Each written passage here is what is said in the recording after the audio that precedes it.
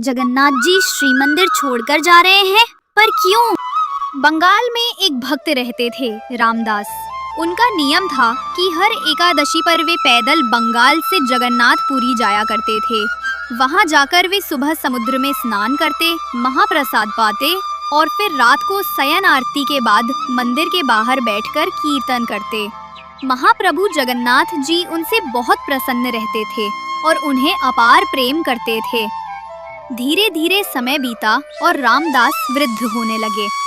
अब उनके शरीर में पहले जैसा बल नहीं रहा, लेकिन उन्होंने अपना नियम नहीं छोड़ा। उनका मन अब भी वही था, भक्ति में अटल। महाप्रभु जगन्नाथ जी को उस पर दया आ गई। जब अगली एकादशी पर रामदासपुरी पहुँचे और कीर्तन कर रहे थे, उन्होंने नेत्र बंद किए हुए प्रभु का ध्यान लगाया।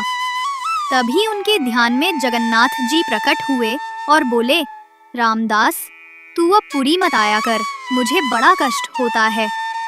रामदास बोले, महाप्रभु, आपको कष्ट होता है इसलिए मैं समझता हूँ कि अब आना ठीक नहीं, पर यदि अगली एकादशी को आप मेरे सामने नहीं होंगे तो मेरे प्राण ही निकल जाएंगे नाथ। जगन्नाथ जी बोले, ठीक है, तो एक काम तो किया जा सकता है जिससे तुझे पुरी भी ना आना पड़े और तू मेरा दर्शन भी कर ले। रामदास बोले, वो कैसे संभव है? जगन्नाथ जी बोले, अगली एकादशी में जब पुरी आएगा तो एक बैलगाड़ी ले आना, मैं भी तेरे साथ चलूंगा तेरे घर, तब मेरा दर्शन कर लेना।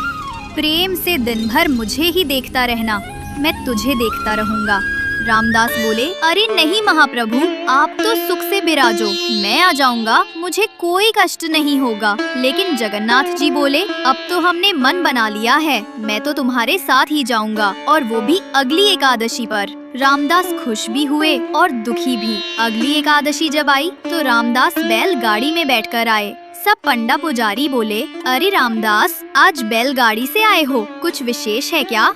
रामदास बोले, नहीं नहीं, बूढ़े हो गए हैं ना, इसलिए। रात का समय था, शयन आरती हो चुकी थी। रामदास बैठे थे, प्रतीक्षा कर रहे थे कि कब आएंगे। तभी क्या देखते हैं, पीताम्बरी पहनकर, सिर पर मोर पंख लगाकर साक्षात महाप्रभु जगन्नाथ मंदिर से बाहर आ रहे हैं। और ऐसे ही नहीं आ रहे, अपने सब अंग वस्त्र एक पोटली में बांधकर रामदास के समीप आ रहे हैं। रामदास ने कहा, फिर सोच लो, चलना है कि रुकना है? तो जगन्नाथ जी ने कहा, अब तो तय हो चुका है कि चलेंगे हम तुम्हारे संग ही। रामदास मन में सोच रहे थे, मैं तो मना कर रहा हूँ, पर इन्हें ही आना है मेरे साथ। जब बैलगाड़ी के पास गए तो जगन्नाथ जी बोले, ये बैल तो बूढ़े हैं, मैं अगर त्रिलोक का भार लेकर बैठा तो ये यहीं से वैकुंठ चले जाएंगे। भोले रामदास बोले, अब तो यही मिला मुझे, इसी से काम चला लो। जगन्नाथ जी ने कहा, ठीक है। जैसे ही उन्होंने हाथ फेरा बैलों के ऊपर, वैसे ही दोनों बैल तंदुरुस्त हो गए। जगन्नाथ जी बोले, हटो, हम चलाते हैं, ये हमारी काम की है। रामदास बोले, मैं ही चला लूंगा, आप छोड़ो। जगन्नाथ जी बोले, नहीं, मैं ही चलाऊंगा। सामने बैल हाँकते हुए द्वारकाधीश थे और पीछे सीधे साधे रामदास बैठे थे।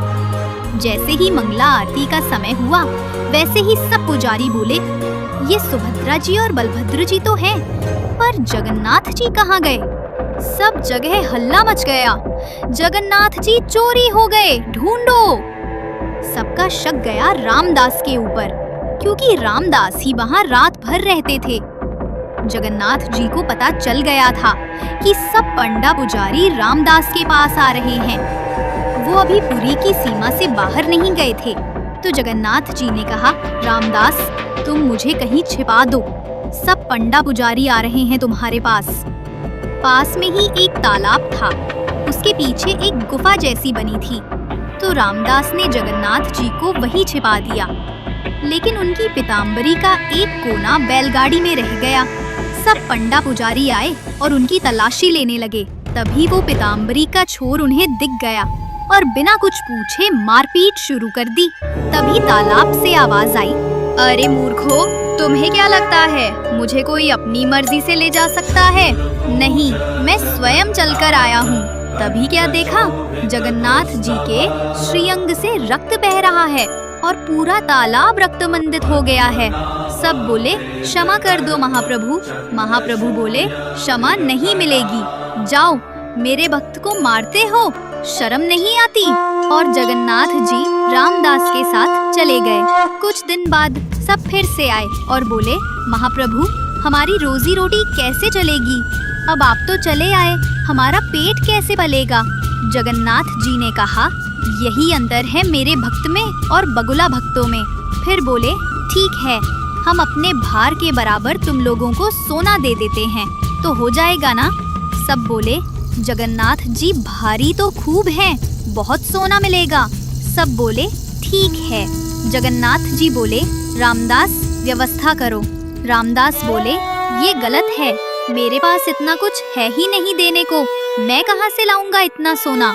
जगन्नाथ जी बोले तुम्हारी पत्नी की नाक पर एक सोने का किल है, वो ले आओ और एक तुलसी का पत्ता ले आओ, बाकी हम दिखाते हैं, आखिर हम भी परमात्मा हैं। जैसे ही नापा गया तो उस किल से भी कम भार के महाप्रभु हो गए और सब पंडा पुजारी से बोले जाओ ले लो अपनी जिंदगी, धन चाहिए ना तुम्हें? अब उन पुजारियों के पास कुछ कहने का मुंह न रहा।